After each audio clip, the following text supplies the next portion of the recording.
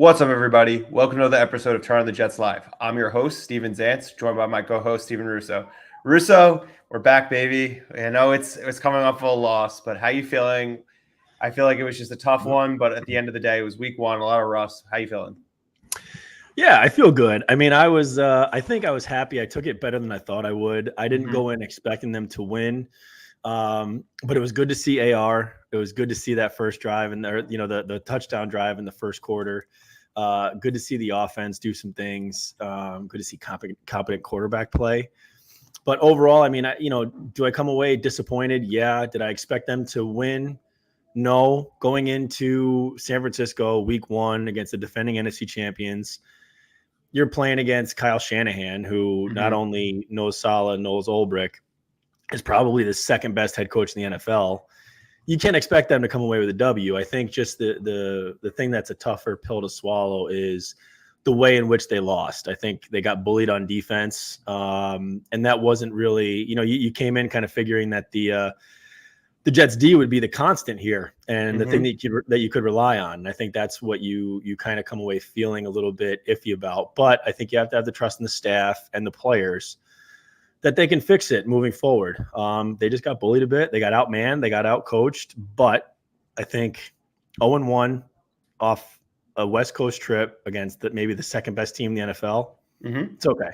They got to get right against Tennessee, and I think they can do that. So I feel okay. I was happy to see it, happy to see AR come out healthy, happy to see everyone kind of come out healthy, even though we had a little bit of, some things that happened during the game, Sauce, a little weirdness, Michael Carter, stuff like that, CJ Mosley. But other than that, man, I feel okay, and I'm okay with it. How are you being at the game? How was the experience? How are you feeling after getting back? Yeah, I mean, for anyone who's tuning in for the first time, I definitely made it clear I was going last week. My wife and I flew out. My in-laws are from out there. It was a great time. I mean, Niners fans, super nice people, really weren't heckling me. Plenty of Jets fans, though. I feel like every time I saw one, we would always give like we'd dap each other up or hug each other, be like, let's go. Besides obviously the result of the game, it was a good time, man. It's a great stadium. I highly recommend if the Jets, next time they go there, to make the trip if anyone's interested in doing that. But also if you're ever in California and there's an opportunity to go to a game, it's awesome. So I will say, great stadium, not like MetLife at all. You could see like literally the California hills and mountains when you're actually on the backside of the stadium. But in terms of the game, I mean, look, it was not ideal. I wish it was a little bit, crisp, I would say, just because, I think that they were a little rusty on offense to start. And then obviously on the third drive, after they gave up the 49er field goal, they, had the drive that kind of got us all giddy.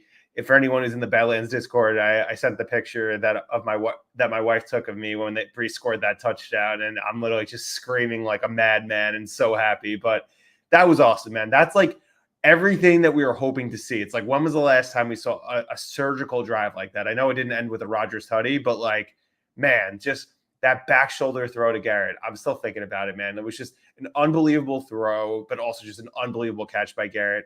I know it wasn't Breece's best day, but he was definitely heavily involved in the game plan.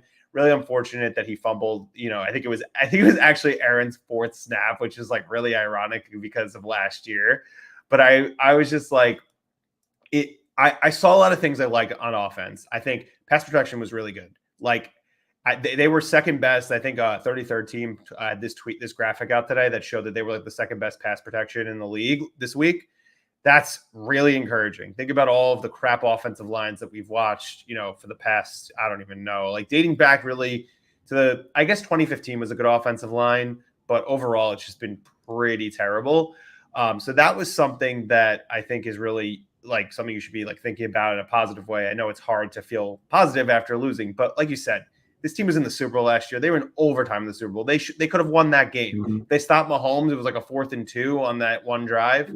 They win the Super Bowl. So it sucks because McCaffrey being out was something that you would think would be a huge advantage. But of course, that was like the biggest X factor of the game was Jordan Mason. So, I mean, the defense, a lot to clean up. I feel a little bit iffy about the staff. I know I've mentioned I've had some reservations about the staff going into the season. But again, there's a track record of this defense being much better than it was on Monday. And I do think things will get straightened out. I mean, no pass rush. I know they had 2 sacks, but they were essentially cover sacks because Purdy ran and they just kind of like tapped them as he slid. But I'm interested to hear your thoughts in terms of positives, because there's plenty of negative, and we can talk about Michael Clemens, we can talk about the interior defensive line outside of Quinnen, but like, what do you think? Yeah, I mean, positives, I think overall, it was good to just have Aaron Rodgers out there. And I think Aaron Rodgers completing the game healthy, I think was just a sigh of relief kind of across the board for everybody, right? Like that was my biggest takeaway. And I think ultimately he looked like Aaron Rodgers. I think maybe, a shade of himself. I think a little bit jittery in the pocket sometimes. I think there was the one play where he scrambled out to his left. I think he looked a little bit timid he was on the Achilles. But overall, I think you saw him settle in. I think you really just saw the offense and what it could do when clicking. I think the downside of the offense, really, when you talk about play design, I don't know if I have much of a problem with that. I think Aaron Rodgers kind of has the ability, and he showed it, to check out of things, and he was doing that. I love that. Getting to the line with 18, 17 seconds and then letting him read the defense and being able to check out and change the play and all that. Like that is something that we just are not accustomed to as Jets fans. My biggest problem, I think, overall with the offensive play calling was really just the play call itself going run, pass way too often. And you can blame the defense on the time of possession and the Jets not getting enough plays, but the offense also has to kind of wear that as well, because they weren't able to sustain drives simply because they were going run, pass, getting themselves into third and short, third and medium, and not being able to click and complete third downs. So overall, though, AR looking good. Garrett looking good for really most of the game, outside of maybe one or two, mental errors, not getting your foot down on that second down catch. But that's neither here or there. There's a couple other things that happened there in that series that could have gone their way. I think seeing Alan Lazard with kind of the comfort that he has with Aaron Rodgers, and you maybe see what Alan Lazard can be this year. And if he can, albeit outside of that, first drive drop, he kind of, got into a groove a little bit, got there with AR. I think overall, you like what you saw. I think they showed that at least they can stick in the game for a little bit, through halftime into the third quarter. Like it was a game, and I don't think it was far out of reach. And hey, the Jets convert that series there late in the fourth quarter. Maybe it's 29-21, and maybe they got a chance to tie it up. They get the ball back. So listen, at the end of the day, I think AR was good. Brees didn't have his best game. Garrett started out hot, kind of tapered off a little bit. Didn't get much involvement from Tyler Conklin. Didn't get anything from Malachi Corley. Not much from Braylon Allen until the end of it. Like the Jets' best players didn't play great, and I think that's one thing that will revert back to the mean, and you'll see them start playing great. And I think when you play teams like Tennessee and like New England and like Denver, you'll see that kind of come to fruition, and they'll be okay. Yeah. With a new team like this and a quarterback that hasn't played in 600 days, like it's hard to expect them to come out and beat a San Francisco team. It's just, you know what I mean? And that's what it is. But I think there's positives to take away here. At the end of the day, I'm not hitting the panic button. I still feel good. I think they'll figure it out. They'll hit their stride. We'll be okay. Yeah, I mean, listen, there's definitely some concerns, specifically on the defensive side of the ball, and also personnel usage on both sides of the ball, and some of the offensive play calling left a lot to be desired. But I walked out of that stadium not feeling as negative as I have walking out of the stadium or turning off the TV, after a week one loss.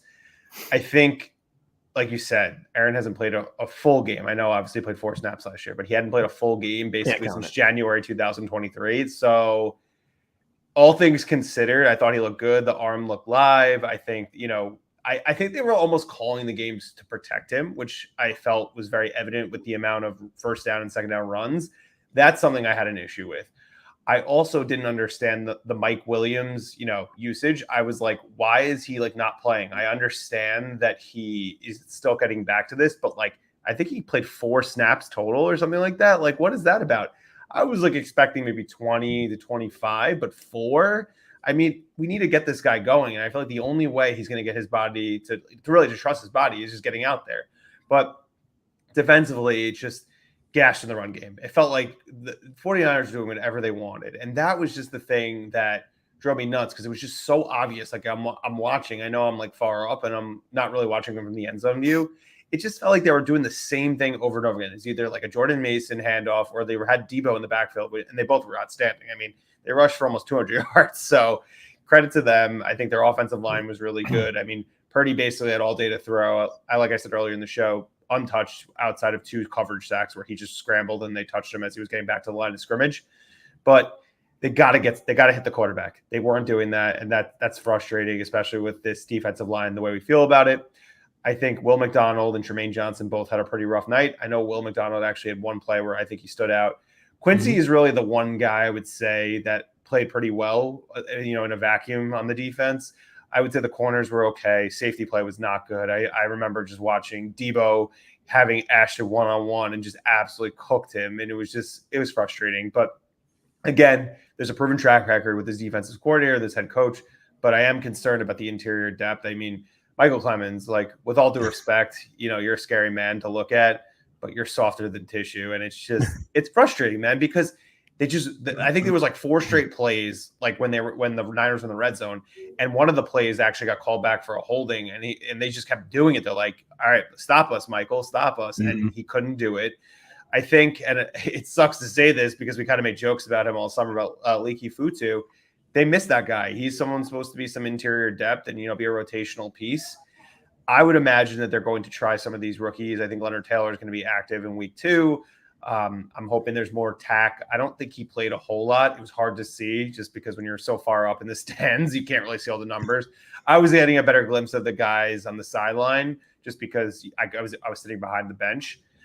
Which leads me to talk about the Sauce stuff. So I know you touched on this a little bit. It was really bizarre. Everyone on Twitter was freaking out. Everyone in the Discord was freaking out. So as this is going on, even though the game is still going on, I'm watching Sauce on the sideline, and it was really confusing because he had his helmet on. He's standing next to a couple guys. He had a coach like talking to him, but he never appeared injured, which was weird. So I don't know what happened. It might have been on the tackle he made when I think Debo fell on him. I'm not entirely sure.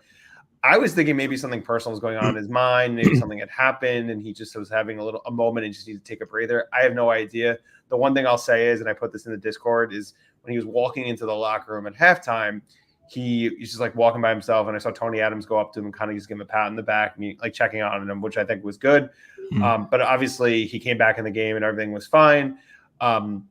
Mosley, I was a little bit worried about because it just felt like the Niners were attacking the middle of the field. And obviously when he was not out there, it was Quincy and Sherwood. And we heard all summer how Sherwood was this awesome guy, and he did not look good when he was filling in. But like I said, Quincy was awesome. He had that really nice pass breakup. So look, a lot to learn from, but again, not panicking. One game. They're playing some softer competition the next, 3 to 4 weeks. I mean, I don't know what the Vikings truly are. They played the Giants. I'm not going to go too crazy about them.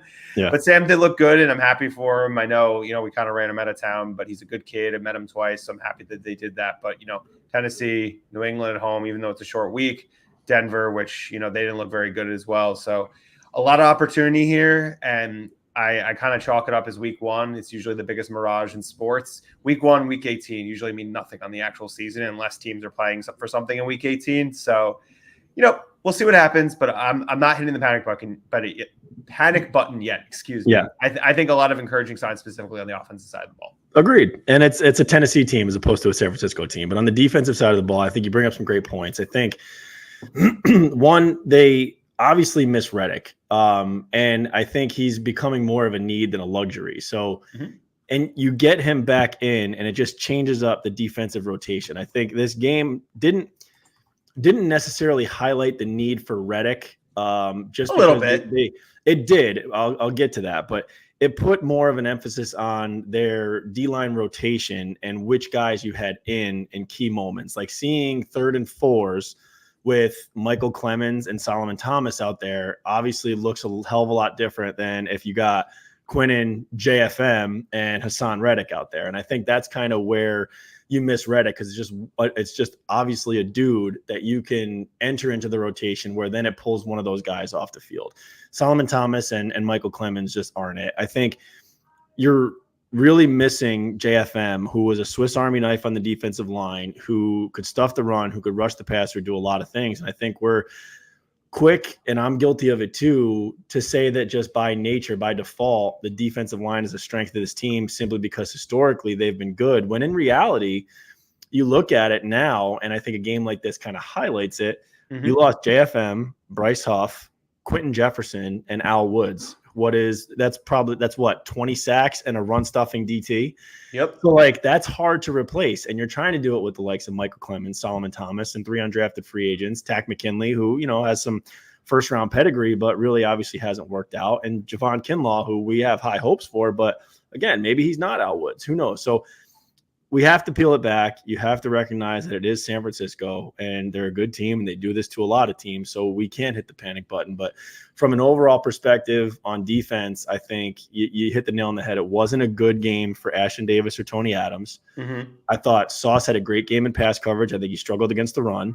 But if you're forced to tackle, a big back like Jordan Mason, it's gonna be hard. And I think I kind of had like the whole time I was thinking really shades of like the first half of the 2010 AFC Championship game where they just got bodied, could not tackle Rashard Mendenhall's a hard runner, a bigger back. Like that's just kind of what it felt like. It just felt like they would get by default. Like even if I felt like the Jets had it defended, it was like Mason would fall for 4 yards and they'd be looking at 2nd and 6. And then they were always looking at 3rd and shorts. And even when the Jets got a penalty or got a good call to bring them back to 20, they would just chip away or just get it in one shot. And it was hard for the defense to get off the field. And late in the game, they finally did it. And one of the few penalties the Jets actually had was a Jermaine Johnson illegal hands to the face that extended the drive. And it's my God, that was backbreaking. Like that. And I think I tweeted it out too, because I felt like from a penalty standpoint, it was actually amazing. I think the Jets made it till 5 minutes left to go in the second quarter before their first penalty was called. And I was like, this has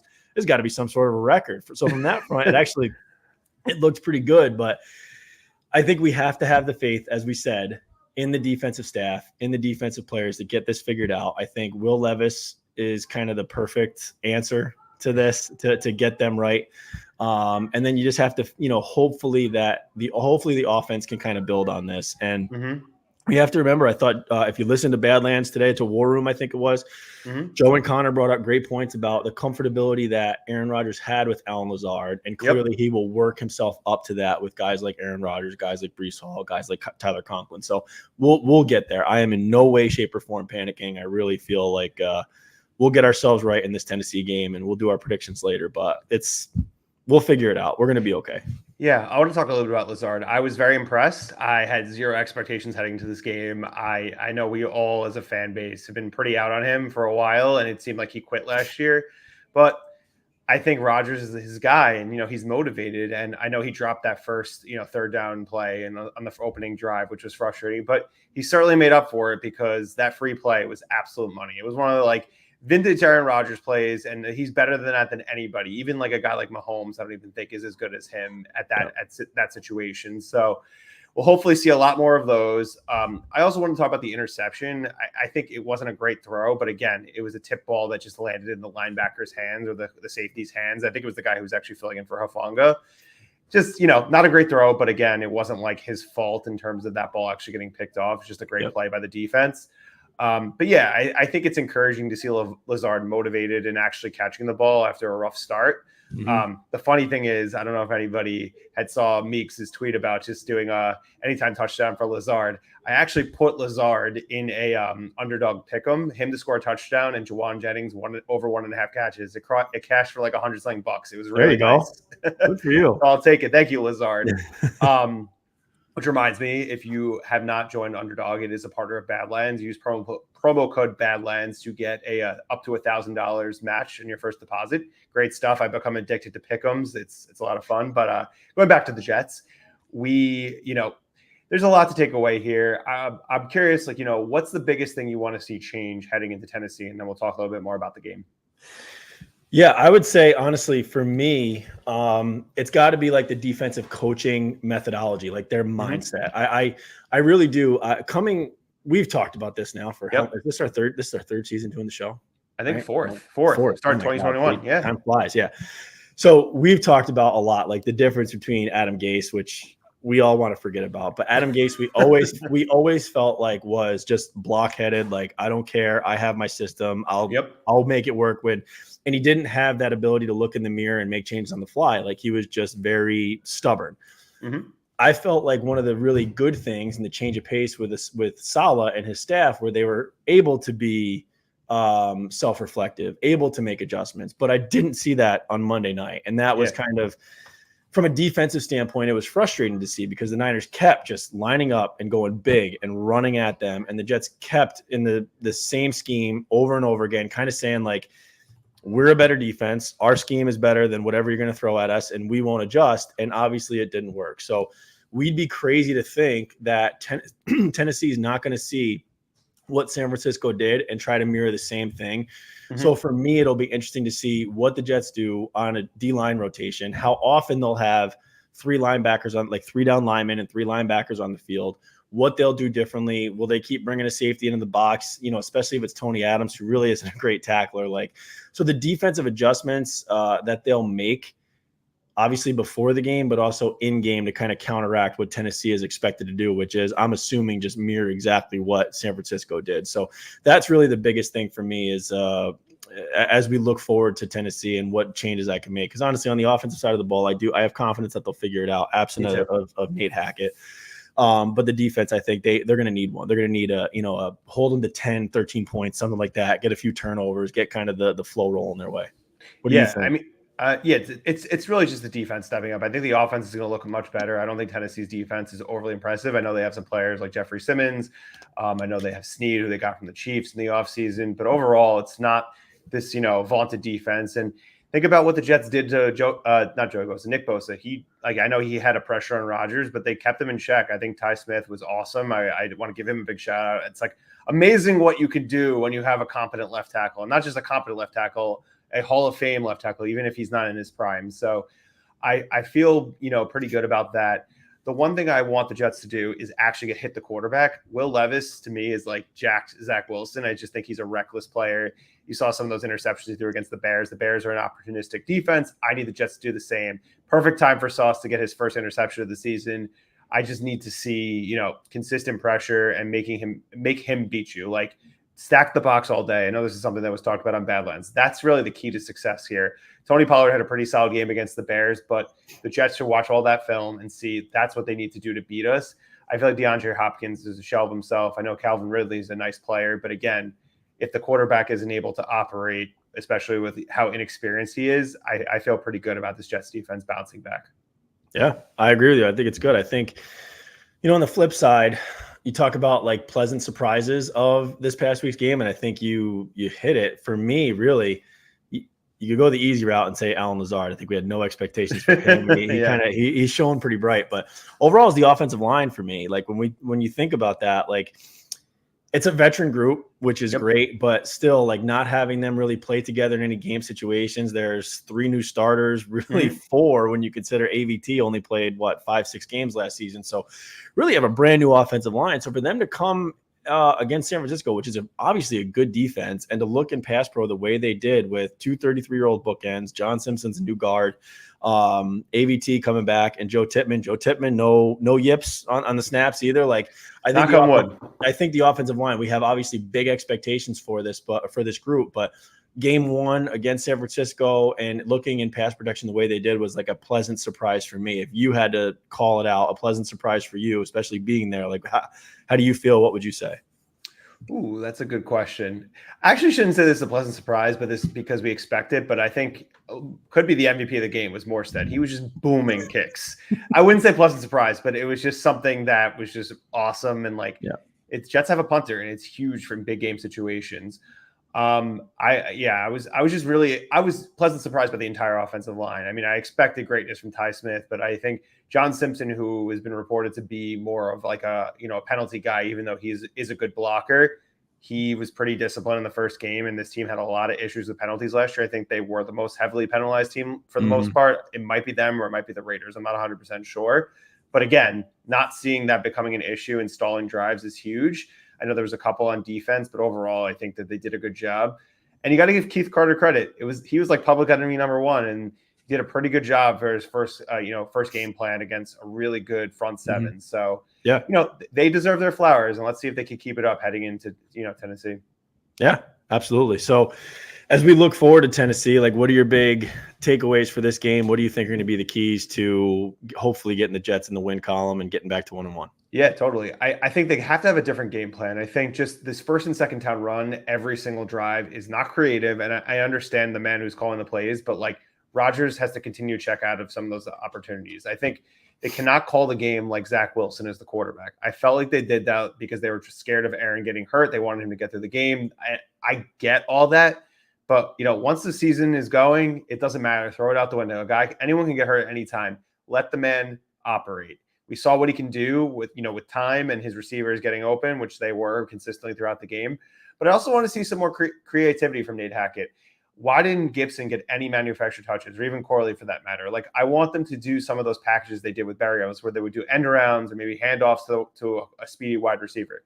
Anything to just diversify the offense, because it was very vanilla, specifically in the run game.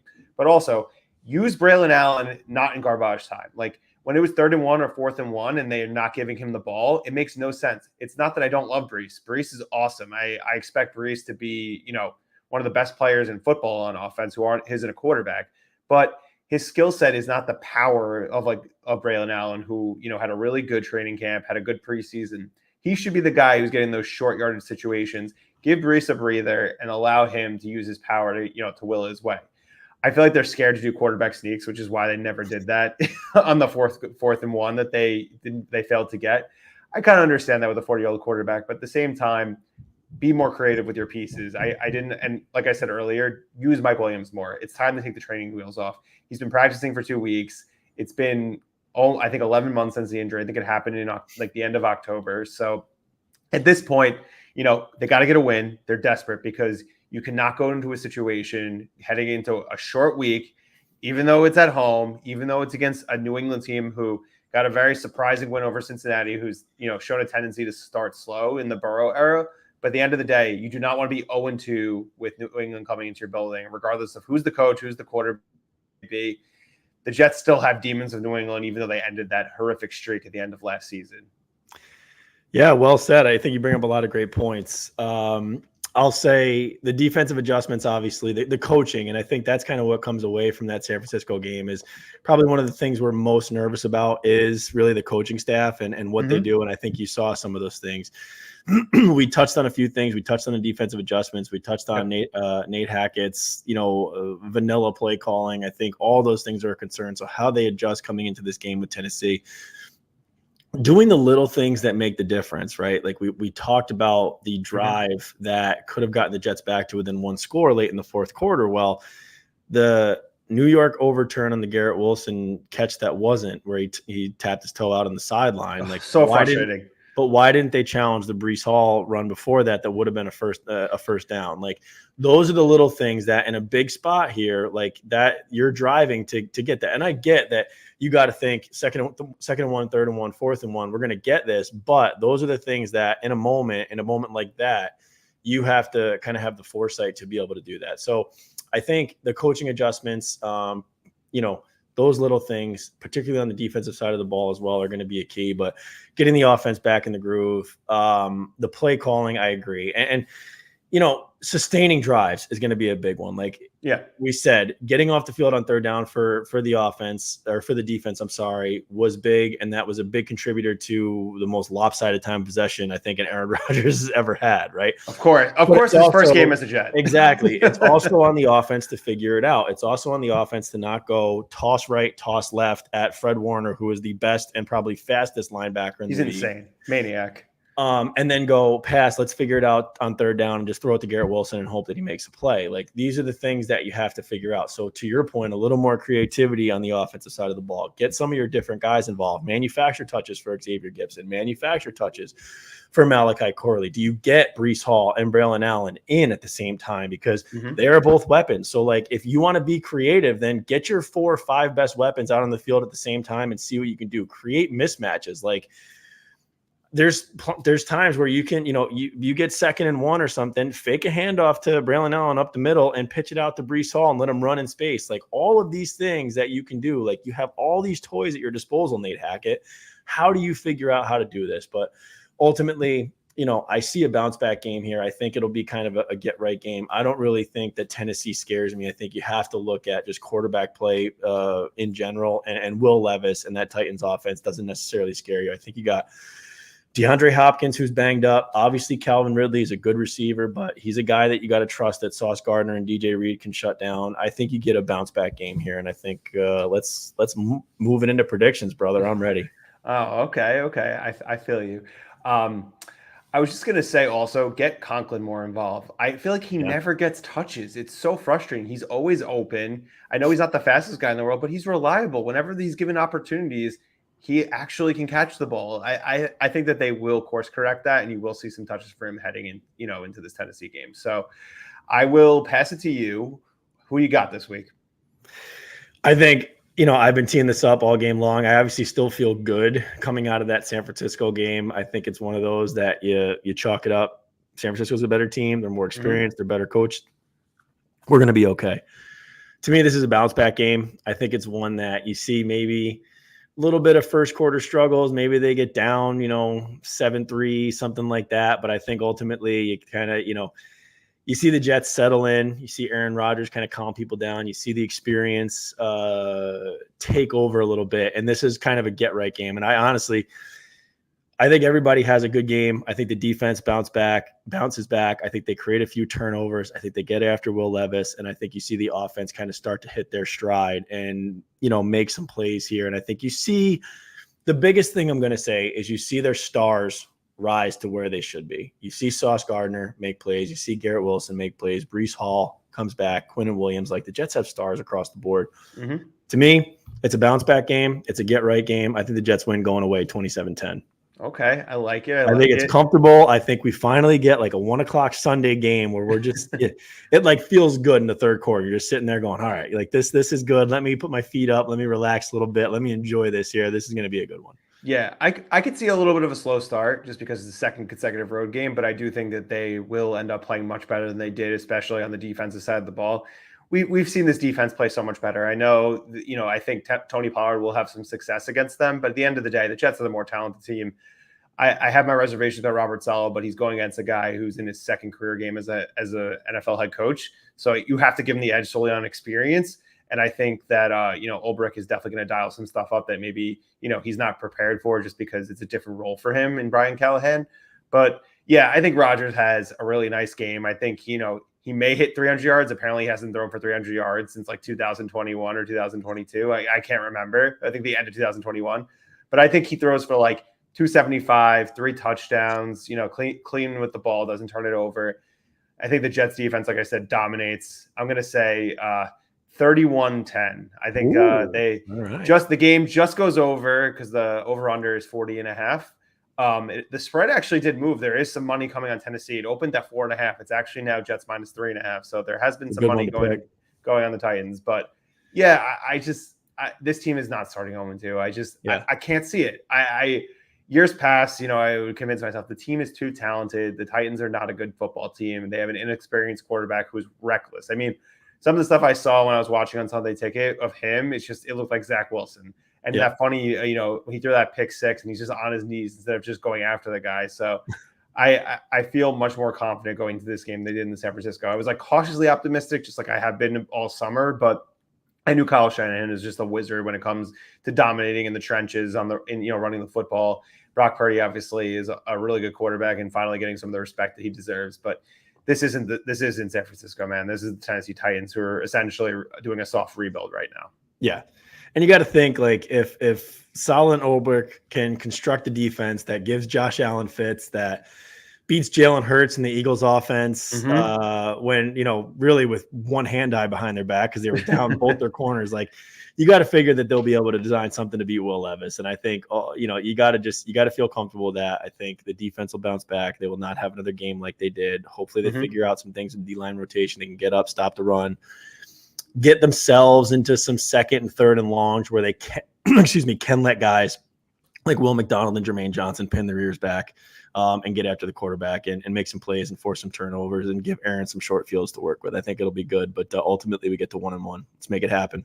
Will McDonald is getting a sack. That's my bold prediction for this game. All right. I like it. Before we close, couple news and notes.